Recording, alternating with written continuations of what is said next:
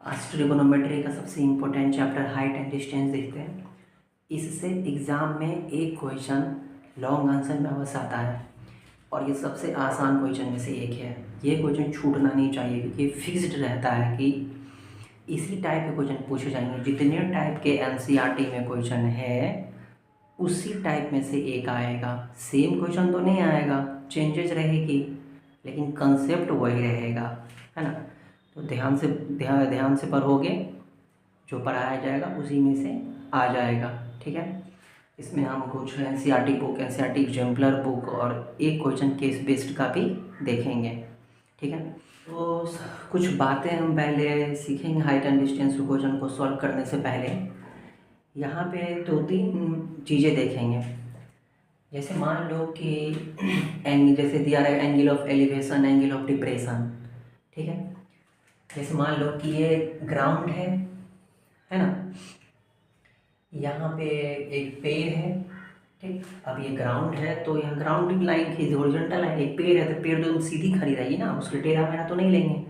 पेड़ टेढ़ा हो सकता है लेकिन हम लाइन क्या लेंगे, पेड़ के लिए सीधा लेंगे।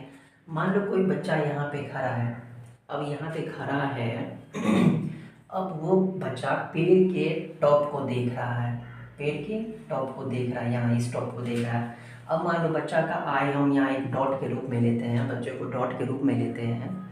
अब हम बच्चे की लेंथ भी ले सकते हैं लेकिन अभी हम मान लो बच्चे को डॉट के रूप में ले रहे हैं। अब ये बच्चा का आई मान लो यहाँ है, अब ये टॉप को देखेगा तो यहाँ ये इसकी आई साइट होगी। ये लाइन क्या कहलाएगी, आई साइट।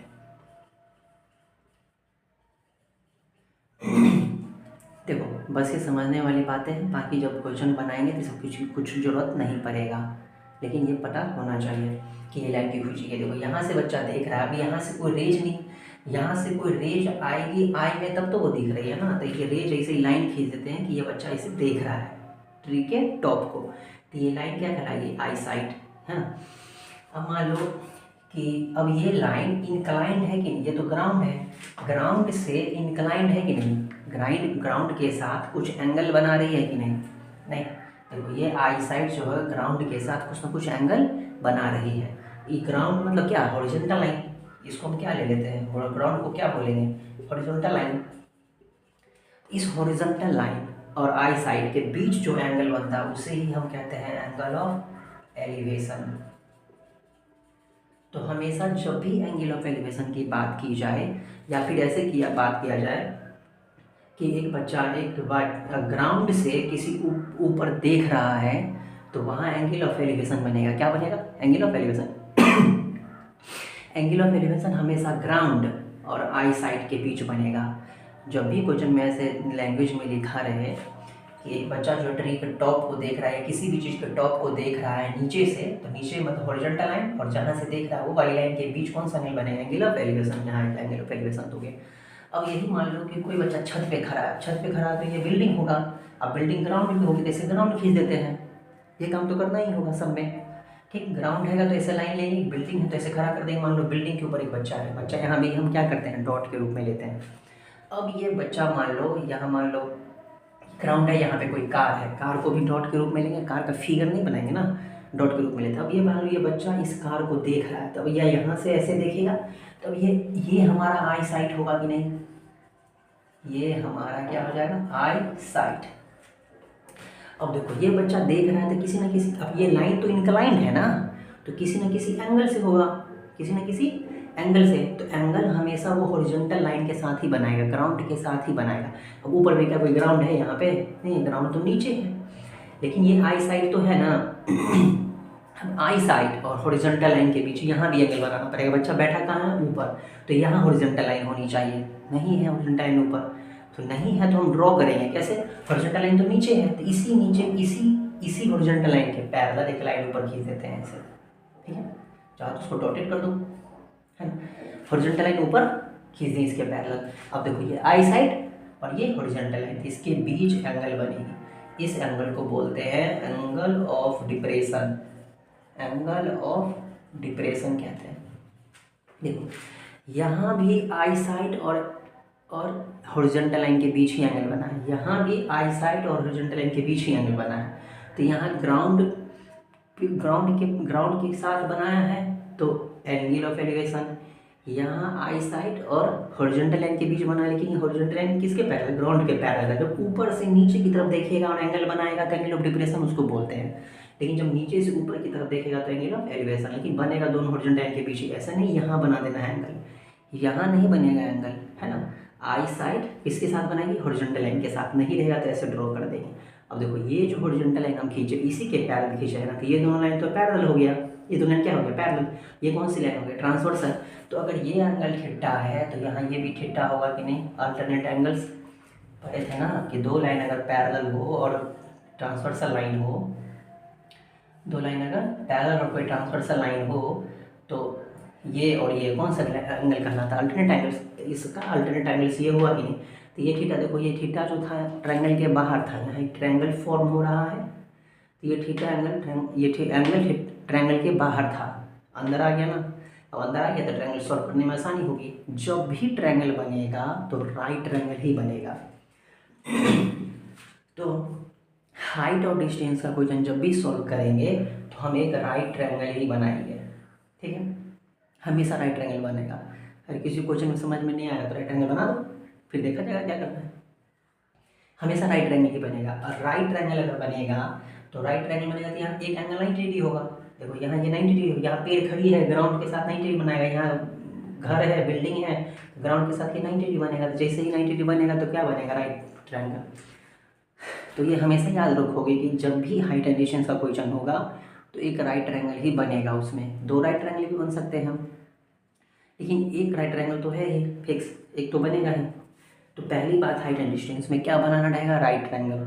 दूसरी बात इसमें ध्यान रखोगे कि जब भी बोला जाए ग्राउंड की बात किया जाए तो एक लाइन खींचोगे, एंगल ऑफ लाइन, ग्राउंड के लिए लाइन, एंगल ऑफ एलिवेशन होगा तो नीचे, एंगल ऑफ डिप्रेशन होगा तो ऐसे ऊपर, है ना। फिर इसको बदल के ये वाला यहाँ ऐसे लिए बना दोगे, यहाँ एंगल थीटा या बीटा। अगर मान लो ये बोलता है कि बच्चा जो 30 डिग्री से इस तार को देख रहा है तो 30 डिग्री इधर बनता, इसीलिए भी 30 डिग्री हो जाता, ट्रायंगल के अंदर ही आ गया। अब राइट ट्रायंगल में हम जानते हैं कोई भी राइट ट्रायंगल में, जैसे मान लो इसके कॉरेस्पॉन्डिंग ये थीटा है अगर, तो हम टेन थीटा अगर लेते हैं, क्या लेते हैं, टेन थीटा, तो क्या लिखेंगे, A B by B C, सामने वाला साइड और एडजेसेंट साइड्स। तब देखो ये मान लो थीटा के बदले यहाँ 30 डिग्री रहता तो टेन 30 डिग्री। अब देखो टेन 30 डिग्री की वैल्यू डालते, ए बी मान लो दिया रहता, बी सी निकाला रहता। देखो तो राइट एंगल और साइड के बीच क्या बताती है रिलेशन, तो अगर एंगल दिया रहेगा तो साइड निकल जाएगा, एंगल अगर गिवन है तो साइड निकल जाएगा, और साइड दिया है तो एंगल निकल जाएगा। अगर मान लो यहीं पे टेन 30 डिग्री का वैल्यू लिख दिया 1/√3 और ए भी मान लो हमारे पास गिवन रहता तो अब बी सी नहीं दिया रहता, तो देखो एंगल दिया है तो सी ए निकल गया, एक साइड दिया है तो दूसरा साइड निकल जाएगा कि नहीं, क्रॉस मल्टीप्लाई करके। यहाँ बी सी कितना हो जाएगा, 3√3। नहीं तो हाइट एंड डिस्टेंस को जब भी सॉल्व करेंगे तो कुछ बातें हमेशा याद रखोगे कि राइट ट्रायंगल बनेगा, पहली बात। दूसरी कि राइट ट्रायंगल में मान लो एंगल दिया है और साइड नहीं दिया है, एक साइड दिया है कम से कम, तो एंगल दिया है और साइड न भी दिया रहे तो भी हम क्या करेंगे, हम फाइंड कर सकते हैं ट्रिगो का यूज करके। तो हमेशा हाइट एंड डिस्टेंस में जो भी क्वेश्चंस आएंगे उसमें तुमको एंगल दिया रहेगा और साइड निकालना रहेगा। तो जब भी हाइट एंड डिस्टेंस में वर्ड प्रॉब्लम ही आएगा, वर्ड प्रॉब्लम रहेगा तो एक राइट ट्रायंगल बनेगा हमेशा और उसमें एंगल दिया रहेगा, साइड निकालना रहेगा। और राइट ट्रायंगल बनेगा तो उसमें एंगल ऑफ एलिवेशन और एंगल ऑफ डिप्रेशन की बात किया रहेगा। एंगल ऑफ एलिवेशन लिखा रहेगा, नीचे में एंगल बनाओगे, जहाँ से देख रहा होगा उसी के साथ वो एंगल ऑफ एलिवेशन बनाएगा, और एंगल ऑफ डिप्रेशन ऊपर बनेगा। अब इसके साथ नहीं बनेगा, जिस जो आई साइड रहेगा उसके साथ, आई साइड और हॉरिजॉन्टल के साथ ऊपर से देखेगा डिप्रेशन बनाओगे, लेकिन ओवरऑल तो मेरा अंदर में ही एंगल आ जाता है। नहीं तो ये काम हर एक क्वेश्चन में करने हैं। जैसे एग्जाम्पल अभी देखो, जैसे हम बोल रहे हैं कि एक लैडर है, एक सीढ़ी है, वो दीवार के सहारे खड़ी है। अब देखो जैसे ही इतना क्वेश्चन में पढ़ेंगे हम कि अ ladder is standing against the wall, a ladder is standing against the wall, इतना ही पढ़ेंगे तो हम हमारे दिमाग में थोड़ा हाइट डिस्टेंस है तो राइट ट्रायंगल बनेगा। लेकिन इतना ही क्वेश्चन पढ़ेंगे कि अ ladder is standing against the wall, देखो जैसे ही वॉल के अगेंस्ट खड़ी है तो वॉल होगा ऐसे सीधा, नहीं और वॉल होगा कहाँ पे, ग्राउंड पे, ग्राउंड वाली लाइन खींचिए। अरे एक लैडर खड़ी तो लैडर सीधी तो नहीं खड़ी रहेगी ना, क्या बोल रहा है कि वाल के सहारे खड़ी है, तो दीवार के सहारे खड़ी है, देखो दीवार के साथ टेढ़ी होगी, दीवार के सहारे हम क्या खड़ा कर दिए, लैडर खड़ा कर दिए। देखो रेक्टेंगल बन जाएंगे। अब ये ग्राउंड है तो इतना लंबा काहे खींचेंगे, यहीं तक रहने देते हैं, नहीं। अब ये ऊपर इतना ज़्यादा क्यों करेंगे, यहीं तक रहने देंगे। देखो ये वाली लाइन हो जाएगी लैडर, ये वाली लाइन क्या हो जाएगी हमारी लैडर, और ये क्या हो जाएगा, ये हो गया हमारा वॉल, और ये क्या हो गया ग्राउंड, ये हो गया हॉरिजॉन्टल लाइन, नहीं।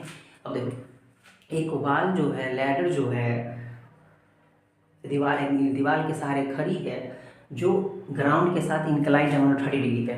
कितना डिग्री पे इंक्लाइंड है, एंगल ऑफ एलिवेशन या इंक्लिनेशन एंगल। मान लो यहाँ इंक्लाइंड भी लिखा है, ग्राउंड के साथ इंक्लाइंड है, तो ग्राउंड के साथ, ग्राउंड तो नीचे होगा ना, यहाँ नहीं ना कर देंगे एंगल, तो ग्राउंड के साथ इंक्लाइंड है 30 डिग्री पे, तो 30 डिग्री यहाँ लिख दिए। अब बोलेगा कि मान लो दीवार की हाइट जो है, दीवार की हाइट 5 सेंटीमीटर है, दीवार की हाइट 4 सेंटीमीटर मान लो, दीवार की हाइट कितनी है 4 सेंटीमीटर, तो दीवार की हाइट 4 सेंटीमीटर है, तो ग्राउंड से ना दीवार की हाइट होगी 4 सेंटीमीटर ना, तो ये वाली क्या हो जाएगी हमारी 4 सेंटीमीटर।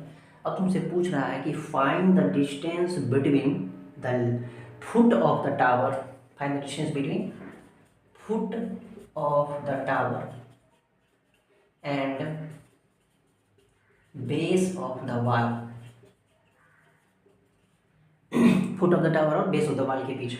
वॉल का हाइट दिया 4 सेंटीमीटर, क्या बोल रहा है फुट, देखो foot of the tower, tower ladder, ladder है यहाँ पे, देखो लैडर, तो लैडर का फुट तो ये है और वॉल का बेस तो ये है, इसके बीच का डिस्टेंस पूछा जा रहा है, ये डिस्टेंस पूछा जा रहा है, ठीक है ना। तब देखो एंगल दिया है, ये वाला साइड दिया है और ये निकालना है, तो एंगल और इस साइड में क्या रिलेशन होता है, अगर हम tan लेंगे तो tan में लिखते हैं ना सामने वाला साइड और ये वाला, नहीं, ताकि tan लेंगे हम तो tan 30 मालूम रहेगा, ये वाला साइड मालूम रहेगा, हम यहाँ पे tan 30 अगर लिखते हैं, tan 30 लिखते क्या लिखेंगे, ये मालूम नाम देते हैं ABC, तो क्या लिखेंगे AB बाय क्या लिखेंगे BC, नहीं tan 30 मालूम है 1/√3, AB मालूम है 4 और नीचे में BC नहीं मालूम है, देखो क्रॉस मल्टीप्लाई करेंगे BC निकल के आएगा कि नहीं आएगा, नहीं, तो BC निकल के आ जाएगी, ठीक है। तो लगभग सारे क्वेश्चंस में ऐसे ही करना है, तो इससे ही तुम कुछ पढ़ोगे तो पता चल जाएगा कि राइट ट्रायंगल बनेगा। अब देखो अब लैडर अगेंस्ट द वॉल था तो ऑटोमेटिक ऐसा फिगर बनाना पड़ेगा, क्वेश्चंस प्रैक्टिस करोगे आइडिया आ जाएगा। अब लैडर खड़ी है वॉल के अगेंस्ट में, तो स्टेडी खड़ी रहेगी ना, वॉल एकदम सीधी रहेगी, ग्राउंड बना देना अपने मन से, नहीं ग्राउंड के नीचे रहेगी लैडर तो ग्राउंड पे ही रहेगा ना, नहीं, तो ऐसे ही राइट ट्रायंगल फॉर्म होगा हर एक क्वेश्चन में, ठीक है। अब यहाँ पे मैं मान लो क्वेश्चन फिगर में पहला काम तो फिगर ड्रॉ करना होगा, क्वेश्चन में फिगर ड्रॉ कर दिए, अब फिगर ड्रॉ कर दिए कि यहाँ पे AB क्या है, यहाँ लिख दोगे AB equal to height of wall, लिखने का तरीका देखेंगे, AB equal to height of the wall बराबर 4 सेंटीमीटर, ये AC क्या है, length of ladder, length of ladder, ठीक, लैडर की लेंथ दी तो भी लिख देते हैं, नहीं इस तरह से मेंशन कर दोगे कि AB क्या है AC क्या है, अब ये मत लिखना BC ग्राउंड है, ये तो ग्राउंड रहेगा, ये वाल है तो वाल कहाँ पे रहेगी, ग्राउंड पे ही रहेगी ना। तो इस तरह सारे क्वेश्चंस में करना है, जैसे हम NCERT बुक का भी क्वेश्चन देखते हैं, कुछ NCERT बुक के फर्स्ट नंबर क्वेश्चन में दिया हुआ है कि a circus artist is climbing a 20 metre long rope, rope है एक रस्सी है 20 मीटर लंबी है, अब वो रस्सी कैसे लगी हुई अभी नहीं पता चल रहा है, आगे पढ़ो। which is tightly stretched and tied from the top of a vertical pole to the ground, नहीं, जिस रस्सी को स्ट्रेच करके टाइटली वर्टिकल पोल से ग्राउंड तक क्या कर दिया गया, उसको टाइटली बांध दिया गया है। वैसे बगल में फिगर दे ही दिया है, पोल है, अब देखो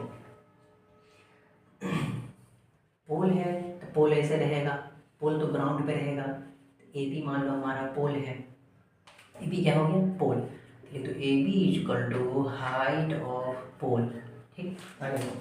अब 20 मीटर लंबी रोप है जो वर्टिकल पोल के टॉप से ग्राउंड तक बंधी हुई है, तो वर्टिकल पोल के टॉप से ग्राउंड तक बंधेगी तो ऐसे ही ना बंधेगी, तो ऐसे मान लो हम वर्टिकल पोल के टॉप से ग्राउंड तक रोप को हम क्या कर दें, टाइटली बांध, टाइटली एकदम टाइटली सीधी होगी, क्या होगी एकदम सीधी है, ठीक। तो मान लो यहाँ C लिख देते हैं, AC हमारा क्या हो गया length of rope, length of rope जो 20 मीटर लंबी है, ठीक। आगे क्वेश्चन में दिया हुआ है if the angle made by the rope, तो एंगल कौन बना रहा है, made by the rope with the ground, ground के साथ रोप 30 डिग्री एंगल बना रही है, देखो तो ग्राउंड के साथ रोप 30 डिग्री एंगल बना रही है, दिया है 20 मीटर, नहीं तो कितना आसान, हम समझते थे राइट एंगल तो बनेगा, देखो राइट एंगल ही बना। नहीं एंगल कहाँ बन, हम एंगल कहाँ लिखेंगे वो भी क्वेश्चन में दे ही दिया है कि रोप ग्राउंड के साथ, ग्राउंड तो हमारा ये है, रोप ये है, इसकी भी 30 एंगल बनेगी ना। अब हमसे पूछ रहा क्वेश्चन में कि हाइट बताने के लिए पोल का, तो पोल का हाइट हम कैसे फाइंड करेंगे, देखो ये निकालना है, ये गिवन है और ये दिया हुआ 30 डिग्री। देखो ये दोनों, ये साइड गिवन है और ये निकालना है, ये दोनों साइड में क्या रिलेशन होता है इसके कंपेयर में। देखो ये इसके सामने वाला साइड है, नहीं तो सामने वाला साइड और ये हाइपोटेनस है। अब ये हाइपोटेनस क्यों हुआ, क्योंकि ये टावर है तो ये 90 डिग्री बनेगा ना ग्राउंड के साथ, सीधी खड़ी रहेगी। तो 30 डिग्री के सामने वाला साइड और हाइपोटेनस, तो सामने वाला साइड में क्या रिलेशन होता है, साइन का रिलेशन होता है। साइन में हम लिखेंगे सामने वाला साइड और हाइपोटेनस। ये एंगल गिवन है इसलिए इसी एंगल के रेफरेंस में देखेंगे। तो इस राइट ट्रायंगल में यहाँ लिख देंगे, इन राइट ट्रायंगल ABC में अगर हम साइन 30 डिग्री लिखें, साइन 30 डिग्री, तो साइन 30 डिग्री में क्या लिखेंगे, सामने वाला साइड AB बाई AC। यहाँ पे साइन इसीलिए लिए हैं, पिछले वाले क्वेश्चन में जो एग्जाम्पल दिए थे उसमें ये दोनों साइड था, तो ये दोनों साइड के रेफरेंस में देखें। अब यहाँ पे जो साइड फाइंड करना है उसके रेफरेंस में देखेंगे। वैसे हम tan के लेके बना सकते हैं लेकिन ज़्यादा लंबा जाएगा, इसलिए आसानी से ये कर लेते हैं, जिस साइन cos tan सब जानते हैं। तो साइन के रिलेशन में क्या लिखेंगे, AB बाई AC है, साइन 30 डिग्री हम जानते हैं कितना होता है, √3 1/2, नहीं और AB हमको फाइंड करना है तो AB ही रहेगा, और AC क्या है 20, क्रॉस मल्टीप्लाई करो 2AB = 20, तो देयरफॉर AB कितना हो जाएगा 10 मीटर। AB ही क्या, हाइट ऑफ द पोल, तो यहाँ पे लिख दोगे hence height of tower = 10 metre. हो गया, इस तरह से क्वेश्चन हमको सॉल्व करना है। इसके सेकेंड नंबर क्वेश्चन में लिखा हुआ है NCERT बुक का ही कि a tree breaks due to storm. देखो ट्री टूट गई, ट्री सबसे पहले तो ग्राउंड पे खड़ी होगी, तो मान लो ये हमारा ग्राउंड हो गया और ये ट्री हो गई, ठीक। अब ये ट्री जो है ड्यू टू स्टॉर्म के कारण टूट गई, लिखा ना, a tree breaks due to storm and broken part bends. Broken part क्या होगी, झुक गई, पूरी नहीं टूटी है, आधा से टूटी है तब तो झुकेगी ऐसे ना, नहीं। मान लो यहाँ से क्या हो गई, ये टूट गई, यहाँ से ये पेड़ टूट गई, and the broken part bend so that the top of the tree touches the ground. Tree का जो टॉप है, टॉप पार्ट ये है ना, ये ग्राउंड ये झुक करके ऐसे जो थी ऐसे झुक गई और ये ग्राउंड को क्या कर रही है, टच कर रही है। नहीं यहाँ से टू ब्रेक हो गई, यहाँ थी खड़ी, ऐसे खड़ी थी ऐसे झुक गई, नहीं आधा पार्ट तो ऐसे खड़ा ही, आधा पार्ट ऐसे झुक गया और वो ग्राउंड को टच कर रही है। चलो ग्राउंड को टच कराते हैं। मान लो ये पेड़ की लंबाई यहाँ तक थी, यहाँ से टूट गई, यहाँ से टूट गई और ये जो ऊपर वाला पार्ट है यहाँ से टूट करके ऐसे ग्राउंड को टच कर गई, ठीक है, टच इज द ग्राउंड। आगे बढ़े, making an angle 30 degree with it. 30 degree angle बना रही है किसके साथ, विथ इट। इट किसके लिए है, अब सोचोगे यहाँ 30 एंगल बनाएंगे क्या, नहीं, touch is the ground, ground को टच कर रही है, and making angle 30 degree with it, इसके साथ वो 30 डिग्री एंगल बना रही है, किसके साथ, जिसके साथ टच कर रही है, तो ग्राउंड को टच कर रही है तो ग्राउंड के साथ ही 30 डिग्री बनाएगी ना, तो 30 डिग्री एंगल यहाँ बन गया, ठीक है। और यहाँ ABCID यहाँ लिख देते हैं, ये पूरा हाइट, ये पूरा AB क्या है, ये पूरा ये AD BD, ये पूरा ट्री का हाइट है कि नहीं, जिस ट्री का आधा पार्ट यहाँ है और कुछ पार्ट यहाँ है, ये दोनों पार्ट क्या बराबर बराबर, क्या एग्जैक्ट बीच से तो नहीं टूटा है, नहीं मिड पॉइंट तो नहीं है, ये कुछ पार्ट ट्री का यहाँ है, कुछ पार्ट ट्री का यहाँ है। AB और AC दोनों ट्री का पार्ट है। पूरे ट्री की हाइट कितनी होगी, पूरा ट्री की लंबाई ये हो गई, ये जो है यहाँ पे यही ये है, नहीं ये वाला पोर्शन ये नीचे यही है, नहीं ये वाला जो ट्री का पार्ट है जो ग्राउंड को टच कर गया टूटने के बाद, ये तो ये पोर्शन वही है जो यहाँ पे है, ठीक है, कोई दिक्कत लिख समझिए यहाँ तक। आगे बोल रहा है कि the distance between the foot of the tree, tree का foot where the top touches the ground is 8 metre. Tree का फुट और where the part touches the ground, जो ग्राउंड को टच करे उसके बीच का डिस्टेंस जो है दिया हुआ है 8 मीटर। समझा, यहाँ से यहाँ तक का हेड कितना दिया है 8 मीटर। पूछ रहा कि find the height of the tree, tree का हाइट पूछा जा रहा है, तो ट्री का हाइट क्या होगा, ये पूरा, तो हम पहले इतना नहीं, ये देखो राइट ट्रायंगल बन गया, जैसे ही राइट ट्रायंगल बन गया तो ये निकाल सकते हैं, फिर ये निकाल लेंगे। ये और ये दोनों को प्लस कर देंगे, तो हाइट ट्री का हाइट पूरा हाइट हो जाएगा। ट्री का पूरा हाइट कौन सा है, ये और ये, तो ये हम सॉल्व करके राइट ट्रायंगल सॉल्व करके ये निकाल लेंगे, फिर ये निकाल लेंगे और दोनों को प्लस कर देंगे तो पूरा पता चल जाएगा कि नहीं। नहीं देखो इस ट्रायंगल में ये दिया हुआ है और ये निकालना है, ठीक। देखो ये दोनों साइड में क्या रिलेशन होता है इस एंगल के रिफरेंस में, टेन का रिफरेंस, टेन का होता है सामने वाला साइड और एडजेसेंट साइड। तो टेन 30 डिग्री अगर हम लेंगे तो क्या लिखेंगे, A B by B C. 30 degree कितना होता है 1/√3। ए बी कितना होता है, ए बी तो दिया ही नहीं है, और बी सी कितना है 8, क्रॉस मल्टीप्लाई करेंगे, A B into √3 equal to 8, A B equal to 8/√3। नीचे में रेशनल नंबर थे रेशनलाइज करेंगे, ऊपर भी √3 नीचे भी √3, कितना हो जाएगा 8√3/3 मीटर। तो ए बी की लेंथ निकल गई 8√3/3।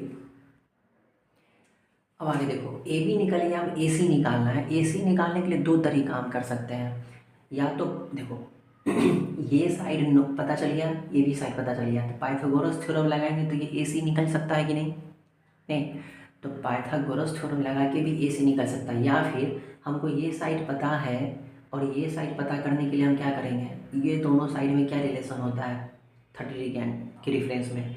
ये 30 डिग्री रिफरेंस ये एडजेसेंट साइड्स है और ये हाइपोटेनस है, क्योंकि यहाँ 90 डिग्री है ना, यहाँ ऐसे सिंबल दे दोगे। ये एडजेसेंट साइड्स है और ये हाइपोटेनस है। एडजेसेंट साइड और हाइपोटेनस में कॉस का रिलेशनशिप होता है, तो कॉस 30 डिग्री भी लगा के हम ए सी निकाल सकते हैं। तो या तो पाइथागोरस थ्योरम लगाओ या तो ट्रिगो का यूज कर लो। तो मान लो ट्रिगो का यूज, अब बोलो ये भी साइड तो पता है, तो ये साइड पता है और ये भी ये साइड निकालना है, तो ये दोनों में क्या रिलेशन होता है, ये सामने वाला साइड है तो साइन लेके बनाओगे तब ये भी पता चल जाएगा, तो भी हो सकता है। तो मान लो कॉस लगाते हैं, कॉस 30 डिग्री क्या हो जाएगा, कॉस 30 डिग्री क्या लिखेंगे, कॉस में लिखेंगे B C by A C. Cos 30 की वैल्यू कितनी होती है √3/2, और बी सी कितना है, बी सी 8 है और ए सी कितना है, ए सी तुमको निकालना ही है, नहीं। अब यहाँ सॉल्व करो कितना हो जाएगा 16 इजकल टू ए सी √3, नहीं। अब ए सी इजकल टू कितना हो जाएगा 16/√3, रेशनलाइज करोगे कितना हो जाएगा 16√3/3। देखो ए सी भी निकल गया, ए सी भी आ गया हमारे पास और ए भी आ गया। अब पूछ रहा ट्री का हाइट, तो ट्री का हाइट तो पूरा ही है ए बी, ये बी डी पूरा हाइट ऑफ द ट्री है, तो इसको और इसको सम करेंगे तो पूरा हाइट निकल जाएगा ये ट्री का, क्योंकि ये पार्ट ट्री है और ये पार्ट भी ट्री का ब्रोकन पार्ट है, नहीं। तो यहाँ से अगर हम A B plus A C find करें तो ए बी कितना है हमारे पास, देखो 8√3/3 प्लस यहाँ क्या लिखा 16√3/3, दोनों ऐड करो, नीचे में सेम है तो एलसीएम 3 आएगा, और ये भी √3 वाला, ये भी √3 दोनों ऐड हो जाएगा ना 16 24√3, 3 से 3 कट जाएगा 8, कितना हो जाएगा 8√3, नहीं 8√3। तो ट्री का हाइट कितना हो गया 8√3, हेंस हाइट ऑफ ट्री बराबर 8√3 मीटर, ठीक है। क्वेश्चन में पहले ये सब लिख दोगे यहाँ पे, बी डी क्या है हाइट ऑफ ट्री, नहीं, और ये ए सी क्या है, A C broken part of the tree, नहीं। और बी सी क्या है, बी सी है distance between foot of the tree and where the top part of the tree touches the ground. इतना लंबा वैल्यू से लिख दोगे B C equal to 8 metre, हो गया, इतना ही देंगे, है ना। ये लास्ट में ये बस लिख दोगे हेंस करके, hence height of the tree equal to इतना मीटर, यहाँ पे आंसर कर दोगे। तो एनसीईआरटी बुक का ही 6 नंबर क्वेश्चन देखते हैं, बाकी सब सेम ही है, बनाने की प्रैक्टिस करोगे, अगर जिसमें प्रॉब्लम हो तो कमेंट करोगे, उसका फिर सॉल्यूशन हम करके वीडियो बना के सेंड कर देंगे। 6 नंबर क्वेश्चन देखो, इसमें दिया हुआ है कि a 1.5 metre tall boy is standing at some distance from a 30 metre tall building. एक बिल्डिंग है जो 30 मीटर लंबी है और एक लड़का है जो 1.5 मीटर लंबा है, वो खड़ा है, कहाँ पे खड़ा होगा, ग्राउंड पे खड़ा होगा।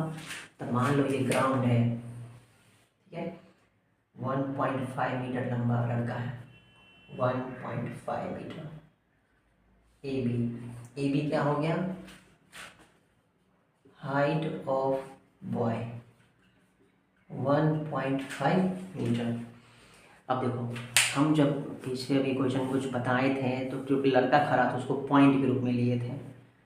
लड़का जो खड़ा रहेगा तो उसको पॉइंट के रूप में ही लेंगे अगर उसकी लंबाई, उसकी हाइट को मेंशन नहीं किया गया रहे तो क्वेश्चन।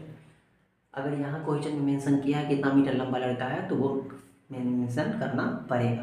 तो 105 मीटर लंबा लड़के को खड़ा कर दिए हैं, ठीक है। और एक बिल्डिंग है, कितना मीटर लंबी बिल्डिंग है? 50 मीटर लंबी बिल्डिंग है। कुछ डिस्टेंस पर है, तो मान लो कुछ डिस्टेंस पर हमें 50 मीटर लंबी बिल्डिंग को खड़ा कर देते हैं।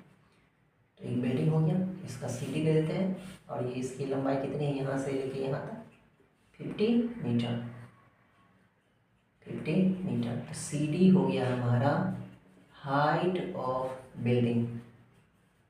इस तरह से बगल में लिख दोगे, एग्जामिनर पे अच्छा इंप्रेशन बनता है। अब देखो ये बोल रहा है आगे क्वेश्चन में द एंगल ऑफ एलिवेशन। अब एंगल ऑफ एलिवेशन तो लिख ही दिया, एंगल ऑफ एलिवेशन नीचे से ऊपर एंगल बनेगा, मतलब सॉरी नीचे से एंगल बनाना पड़ेगा, नीचे में एंगल रहेगा। The angle of elevation from his eyes top of the building increases from 30 to 60 degree as he walks toward the building.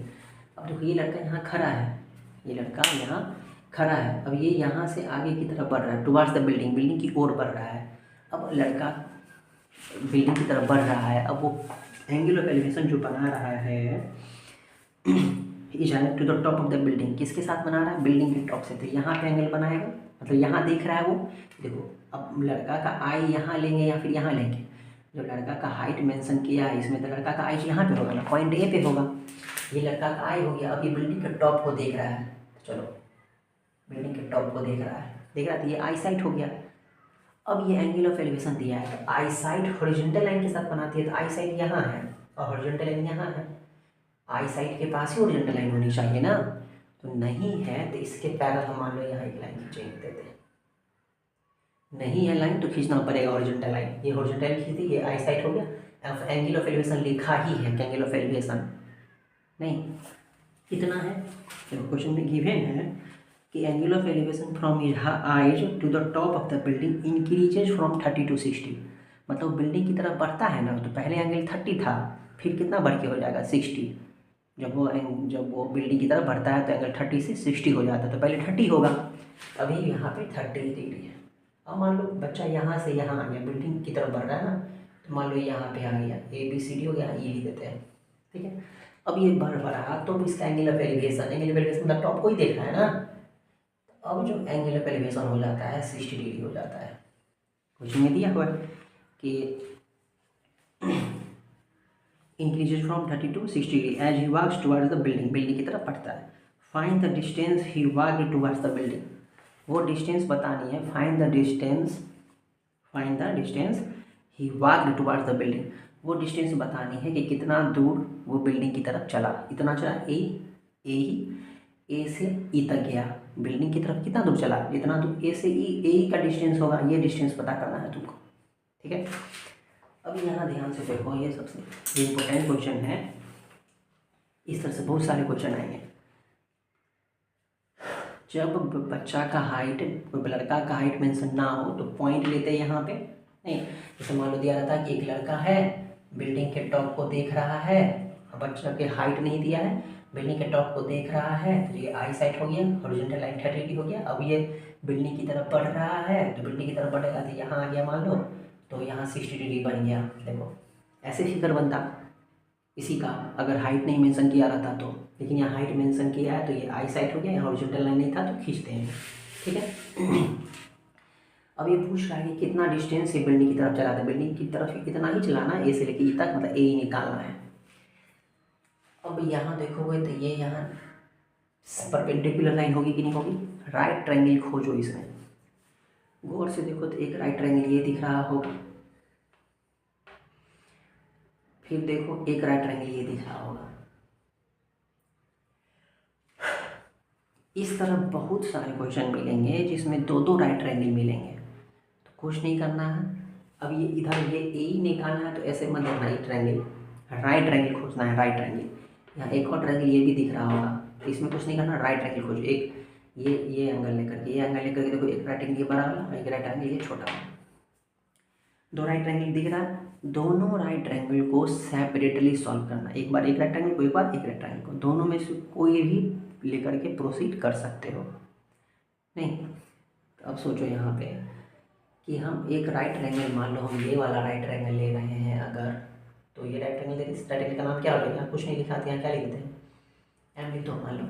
ठीक, एक राइट ट्रायंगल दिख रहा होगा सी एम ई, एक राइट ट्रायंगल दिख रहा होगा सी एम ए, नहीं ये राइट ट्रायंगल, तो दोनों राइट ट्रायंगल, दो राइट ट्रायंगल जहाँ जहाँ बनेगा वहाँ दोनों राइट ट्रायंगल को सॉल्व करोगे। ठीक, अभी राइट ट्रायंगल मान लो हम देख रहे हैं in right triangle C M E में, देखो क्या सी एम पता है, देखो जब ये 1.5 है तो ये भी यहाँ से यहाँ तक 1.5 ही होगा कि नहीं होगा, ये यहाँ से यहाँ तक कितना होगा 1.5 मीटर ही होगा, और 50 मीटर तो पूरा है, नहीं उसमें से हम अगर ये 1.5 हटा दें, हमको तो इतना ही चाहिए ना, तो पूरे 50 में से ये 1.5 माइनस कर देंगे तो ये निकल के आएगा कि नहीं। तो यहाँ देखोगे एम सी इक्वल टू क्या लिख सकते हैं, ये पूरा C D minus D M लिख सकते हैं। सी डी हमारा 50 है और ये वाला 1.5 है, कितना आ जाएगा 48.5 मीटर हो गया।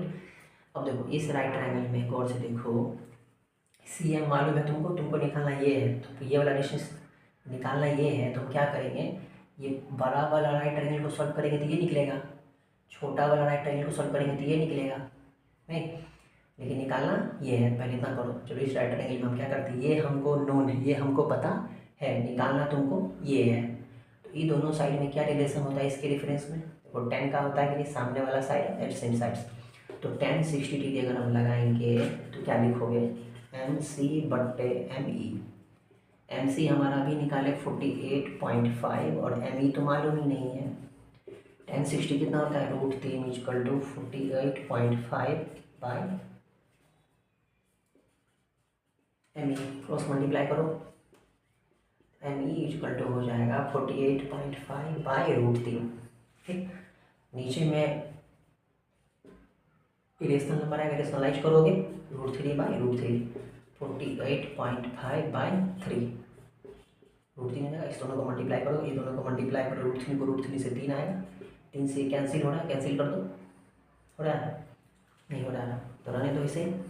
ठीक, आगे देखो, अब इस बड़े वाले राइट ट्रायंगल को सॉल्व करेंगे, हमेशा ये करना है जब भी दो राइट ट्रायंगल बने, तो एक राइट ट्रायंगल को सॉल्व करोगे फिर दूसरे राइट ट्रायंगल को सॉल्व करेंगे।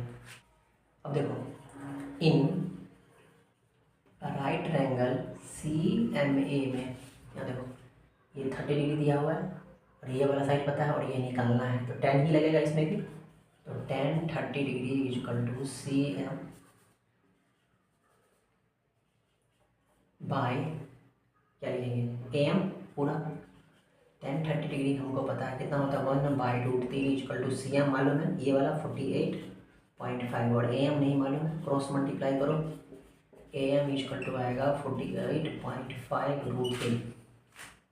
ठीक है, अब ध्यान से देखो कि हमको निकालना है क्या, ये ए, तो इस पूरे में से ये माइनस करेंगे तो ए निकलेगा कि नहीं, ए इक्वल टू कितना होगा पूरा ए एम, इसे क्या माइनस करना पड़ेगा, इतना हटा, इस पूरे में से ये हटा देंगे तो ये बचेगा कि नहीं, तो A M minus M E, A M आया है 48.5√3 माइनस एम ई कितना आया ये 48.5√3 बाई 3, एलसीएम लोगे 3 आएगा, 3 से मल्टीप्लाई करोगे, 48.5 को 3 से करोगे तो कितना आएगा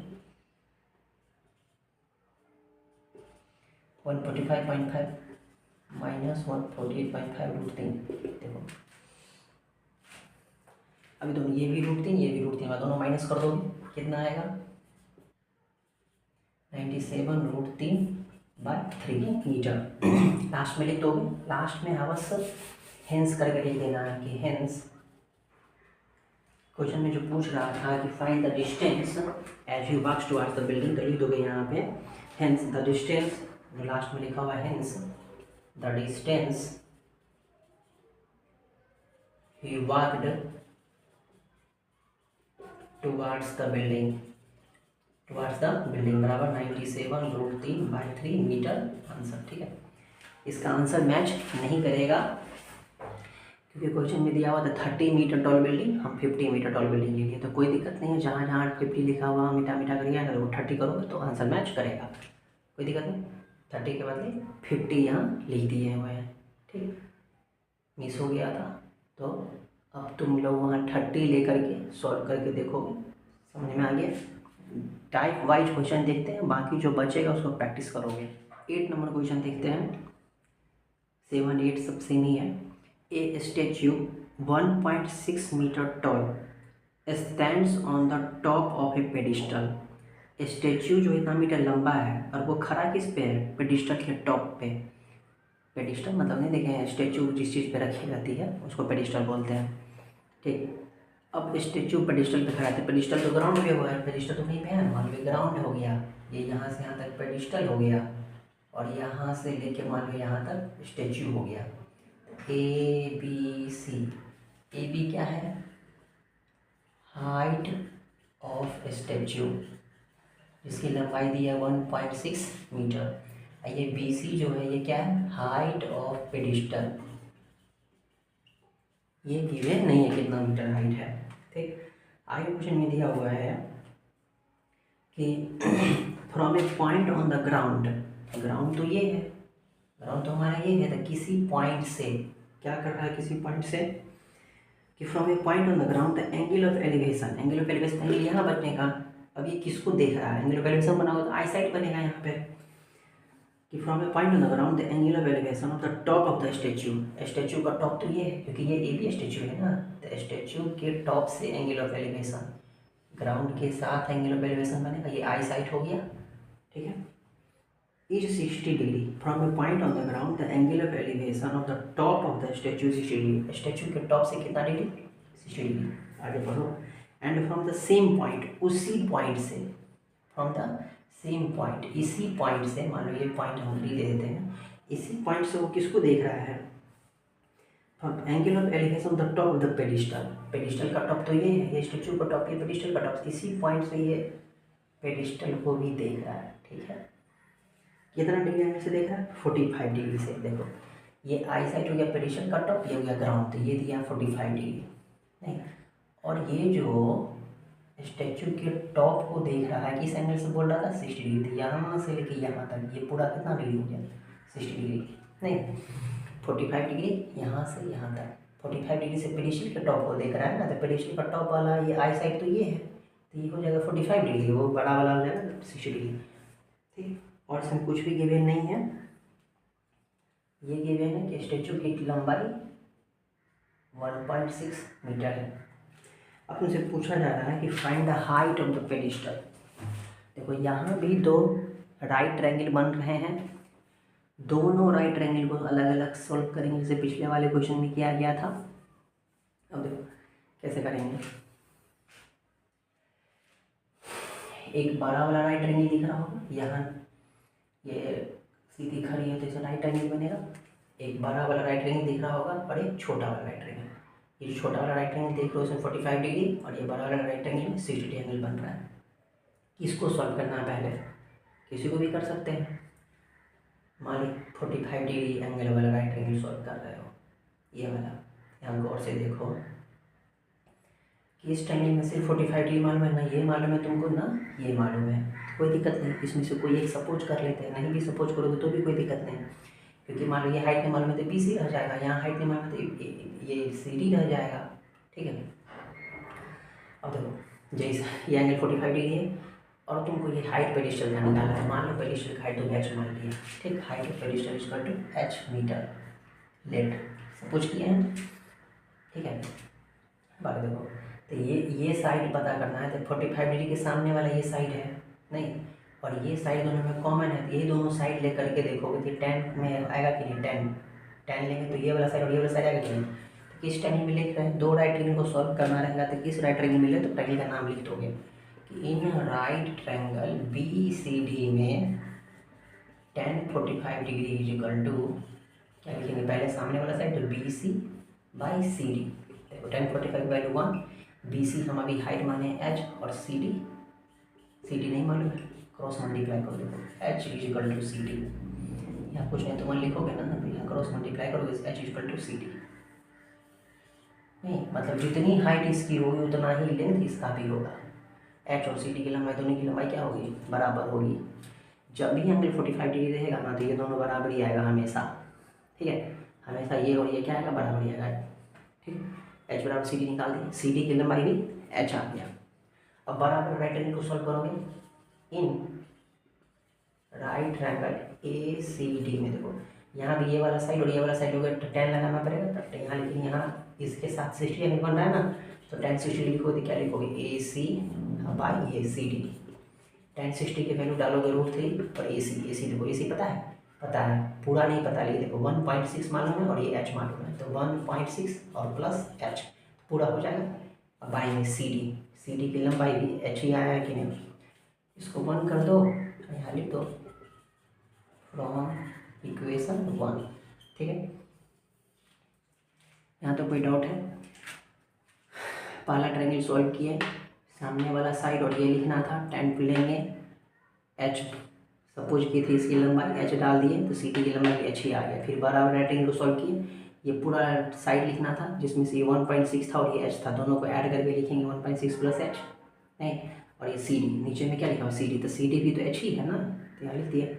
अब इसको सॉल्व करते हैं, जब देखो क्रॉस मल्टीप्लाई करेंगे यहाँ पे तो कितना आएगा, √3h बराबर 1.6 प्लस एच, यहाँ कुछ नहीं तो 1 है ना, इसे क्रॉस मल्टीप्लाई करेंगे तो 1.6 प्लस एच को 1 से मल्टीप्लाई करेंगे तो नहीं हो जाएगा, एच और आप एक साथ लाएंगे √3h माइनस एच, ये एच इधर आएगा तो इधर क्या बचेगा 1.6, यहाँ दोनों में एच कॉमन आ रहा है तो √3 माइनस 1 बराबर 1.6, तो यहाँ से एच निकालोगे तो क्या लिखोगे 1.6 बाई √3 माइनस 1।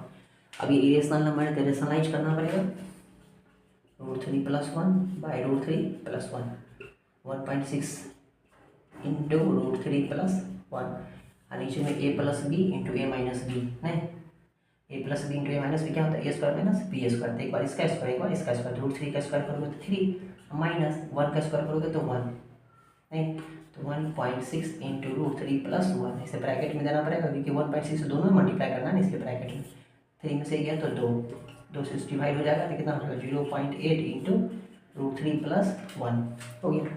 तो क्या निकला, ये एच निकला ना, एच ही तो हाइट ऑफ पेडिस्टल है, तो लास्ट में लिख दोगे हेंस हाइट ऑफ पेडिस्टल बराबर कितना आ जाएगा 0.8 into √3 plus 1, answer.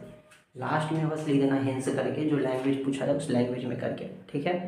Next 9 number question देखोगे, दिया है कि द एंगल ऑफ एलिवेशन बनेगा तो नीचे एंगल बनेगा ग्राउंड के साथ, the angle of elevation of the top of A building. अब एंगल ऑफ एलिवेशन किसके साथ बना रहा है, बिल्डिंग के टॉप से, कहाँ से बना रहा है, from the foot of the tower, नहीं देखो फिर से, the angle of elevation of the top of A building, building के टॉप से, तो मान लो ये बिल्डिंग है,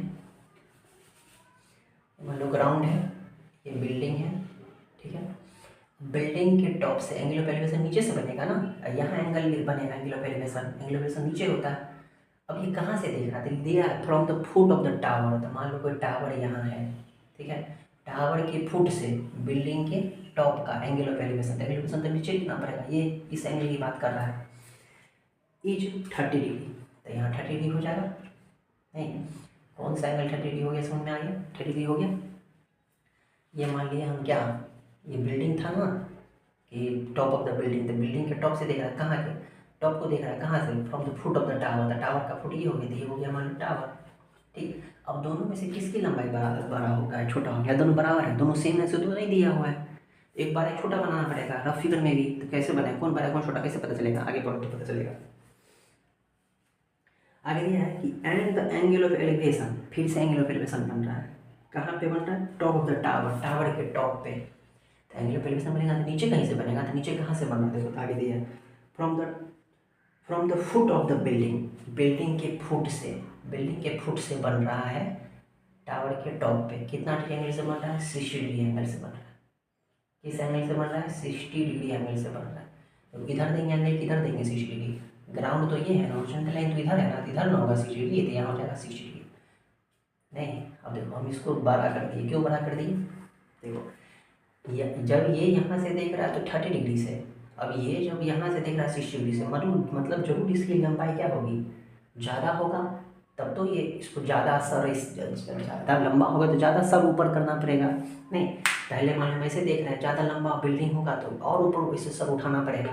तो एंगल बड़ा है इस क्या, तो ये टावर की हाइट ज़्यादा होगी और बिल्डिंग की हाइट कम होगी। नहीं, फिगर कैसे बना समझ में आया?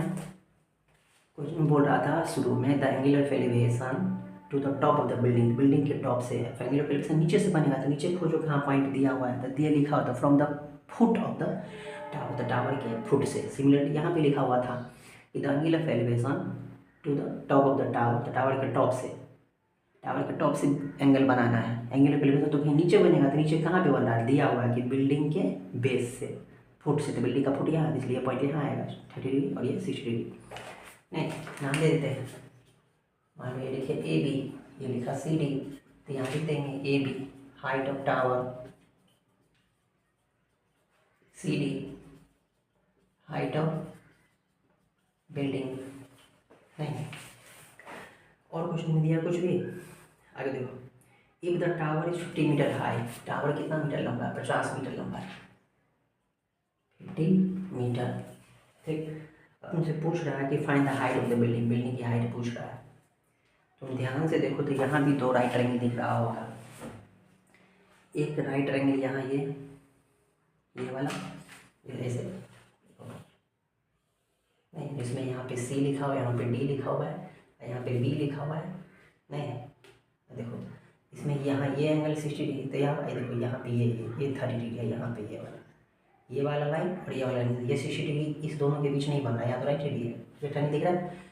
तो एक बार इस राइट एंगल को सॉल्व करेंगे, एक बार इधर राइट एंगल दिख रहा होगा, देखो जहाँ पे ऐसे दिखा है, ऐसे देखो बगल में फिगर बना रहे हैं, ऐसे देखो, ऐसे देखो दिख रहा हो, यहाँ पे जिसमें ए लिखा है, यहाँ पे ये बी लिखा हुआ है, यहाँ पे ये डी लिखा हुआ है। एंगल देखो, एंगल देखो, ये वाला लाइन और ये वाला लाइन के साथ यहाँ 60 डिग्री लिखा हुआ है। दो राइट एंगल दिख रहा है, नहीं दिख रहा तो यहाँ बगल में फिगर बना दिए दो राइट एंगल का। अब ये टावर का हाइट, ये था टावर ना, ये दिया है 50 मीटर। यहाँ भी दो राइट एंगल है, दोनों राइट एंगल को सॉल्व करेंगे अलग अलग। ठीक है, किसको सॉल्व पहले करें, किसी को भी सॉल्व पहले कर सकते हैं, लेकिन एक चीज़ गौर करो, वैसे किसी को भी सॉल्व कर सकते हैं पहले, कोई दिक्कत नहीं होगा। वैसे चीज़ गौर करो, इस राइट एंगल में हम अगर लेंगे तो ये एंगल पता है और ये एक साइड पता है, इस राइट एंगल में लेंगे तो सिर्फ एक एंगल पता है। नहीं, तो ज़्यादा बेटर रहेगा इस ट्रायंगल को पहले सॉल्व करना। ये वाला ट्रायंगल, ये साइड जो है दोनों में कॉमन है, देखो यहाँ भी BD, यहाँ भी BD, तो ये साइड दोनों में कॉमन है। तो मान लो इस राइट एंगल को सॉल्व करेंगे पहले, यहाँ देखो, तो ये एंगल पता है और इसकी ये सामने का साइड है और ये वाला एडजेसेंट साइड से, तो इस राइट एंगल में सामने वाला साइड और इस साइड में tan का रिलेशन होता है अधिकतर। इस ट्रिग्नोमेट्री ये हाइट एंड डिस्टेंस सॉल्व करोगे तो अक्सर tan ही लेना पड़ता है, सामने वाला साइड है और ये वाला साइड है, tan होता है ना, tan। मान लो इस राइट एंगल में सॉल्व कर रहे हैं कौन राइट एंगल को, इन राइट एंगल ABD, tan 60 लिखेंगे, AB/BD, tan 60 √3, AB मालूम है 50, BD नहीं पता है, BD क्रॉस मल्टीप्लाई करो तो BD इक्वल टू आएगा 50/√3, रेशनलाइज कर दोगे 50√3/3। देखो BD पता चल गया, BD है, BD यहाँ भी है, BD यहाँ भी, तो 50√3, ये भी 50√3 होगा ना, देखो ये मालूम चल गया 50√3। नहीं, अब इस टाइम में गौर से देखोगे क्योंकि हमको बिल्डिंग की हाइट निकालनी है। नहीं, ये अगर मालूम है और ये निकालना है तो दोनों साइड में क्या रिलेशन होता है, इसके रेफरेंस में, इस एंगल के रेफरेंस में tan ही होता है। तो फिर से इन राइट ट्रायंगल BCD में tan 30 डिग्री अगर हम लेंगे तो क्या लिखेंगे, tan 30 में सामने वाला साइड CD/BD। ठीक है, अब देखो CD/BD, tan 30 का वैल्यू 1/√3 और CD कितना है, CD तो मालूम ही नहीं है, बाई BD मालूम चल गया 50√3, 50√3/3। इसको सॉल्व करो, 1/√3 बराबर CD/50√3, ये वाला ऊपर चला जाएगा इंटू 3। सॉल्व करेंगे इसको, देखो ये √3 से √3 कैंसिल हो जाएगा, तो क्या बचेगा, इधर 1, इधर 1 बचेगा, इधर क्या बचेगा 3CD/50, क्रॉस मल्टीप्लाई करो तो CD इक्वल टू कितना आ जाएगा 50/3, एच कर देते हैं। तो तो क्रॉस मल्टीप्लाई करेंगे तो यहाँ सी डी इक्वल टू हो जाएगा 50/3, नहीं 3 बराबर 50 नहीं हो जाएगा, तो इसको डिसिमल में कन्वर्ट कर दो 16.6 मीटर। तो सी डी की क्या था, हाइट ऑफ द बिल्डिंग था, लिख दोगे हाइट ऑफ बिल्डिंग बराबर 16.6 मीटर, हेंस करेंगे, हेंस। समझ में आ गया, कोई दिक्कत है? तो जब भी हाइट एंड डिस्टेंस में क्वेश्चन देखोगे अक्सर ये दो तरह के राइट ट्रायंगल आएंगे, दोनों राइट ट्रायंगल को अलग अलग इस तरह सेपरेटली सॉल्व कर दोगे, एक आइडिया लग रहा होगा कि कैसे सॉल्व करना है ना। इसी तरह और भी क्वेश्चन से उसको सॉल्व करोगे, एक दो और इम्पोर्टेंट क्वेश्चन है जो हम बता दे रहे हैं, उसी टाइप से सारे क्वेश्चन आएंगे, प्रैक्टिस करोगे, जिसमें दिक्कत हो कमेंट करोगे, फोटो का क्वेश्चन का फ़ोटो खींच के सेंड करोगे, या क्वेश्चन नंबर लिख दोगे, या किस बुक का है ये लिख दोगे, नहीं तो क्वेश्चन का फ़ोटो खींच के सेंड करोगे। इस डिस्क्रिप्शन बॉक्स में व्हाट्सअप ग्रुप भी है, उस ग्रुप में फ़ोटो सेंड कर सकते हो कि ये क्वेश्चन में डाउट है, फिर हम उस क्वेश्चन का सेपरेट वीडियो बना के सेंड कर देंगे। तो आगे हम और क्वेश्चन देखोगे। 10 नंबर क्वेश्चन है, क्वेश्चन में गिवन है कि 2 poles of equal heights are standing opposite each other on either side of the road. Road के दोनों तरफ 2 पोल है जिसकी हाइट सेम है। देखो यहाँ पोल की हाइट सेम है, तो मान लो ये रोड है, रोड के दोनों तरफ क्या है, पोल है सेम हाइट का पोल हम बना देते हैं, नहीं अब ये बीच में क्या है, रोड है। अब आगे दिया है कि विच इज 80 मीटर वाइड, जो 80 मीटर चौड़ी है, तो रोड की जो चौड़ाई है, विड्थ है कितनी है, 80 मीटर है। ये ए बी और सी डी क्या है, इक्वल हाइट्स वाला पोल है, ए बी बराबर C D heights of pole, heights of poles 2 pole है, और बी डी क्या है, width of road, width of road की चौड़ाई है जो 80 मीटर, रोड की चौड़ाई 80 मीटर। जहाँ तक पढ़ते गए वहाँ तक फिगर ड्रॉ करते गए ताकि आसानी से समझ में भी आ जाए। तो जैसे से पढ़ो वैसे से फिगर ड्रॉ करो, और बगल में लिख भी दिए हैं कि कौन चीज़ क्या है। आगे क्वेश्चन में दिया है कि from a point between them on the road, from a point between them on the road, दोनों के बीच में रोड पे, the angle of elevation of the top of the poles, angle of elevation बना रहा है कहाँ पे, दोनों पोल्स के बीच में रोड पे जो पॉइंट है वहाँ से दोनों बिल्डिंग के टॉप पे एंगल ऑफ एलिवेशन बनाता है। एंगल नीचे दिखाएगा कितना डिग्री है, 60 degree and 30 degree. Find the height of the poles, दोनों पोल की हाइट बतानी, एक पोल की हाइट निकालनी, दूसरा पता चल जाएगा। And the distance of the points from the poles, और पोल्स का डिस्टेंस भी बताना है।